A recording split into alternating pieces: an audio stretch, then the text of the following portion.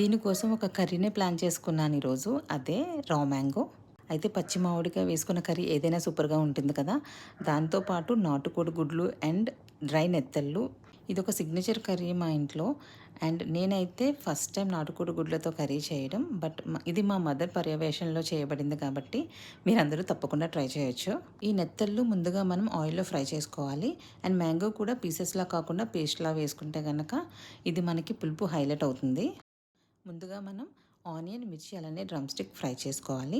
అది కొంచెం ఫ్రై అయిన తర్వాత అందులో మిర్చి పౌడర్, సాల్ట్ వేసుకొని కొంచెం వాటర్ వేసుకొని మగ్గనివ్వాలి. అది కొంచెం కుక్ అయిపోయిన తర్వాత అందులో బాయిల్ చేసుకున్న ఎగ్స్ అలానే ఈ మ్యాంగో పేస్ట్ కూడా వేసుకొని కుక్ చేసుకోవాలి. ఇవన్నీ ఉడికిపోయిన తర్వాత ఇందులో మనం ముందుగా ఫ్రై చేసుకున్న డ్రై నెత్తళ్ళు అలానే కొత్తిమీర వేసుకోవాలి. ఈ కర్రీ అయితే సూపర్గా వచ్చింది. టేస్ట్ అయితే చాలా బాగుంది. మీరు కూడా తప్పకుండా ట్రై చేసి ఎలా వచ్చిందనేది నాకు కమెంట్ చేయండి. Thank you.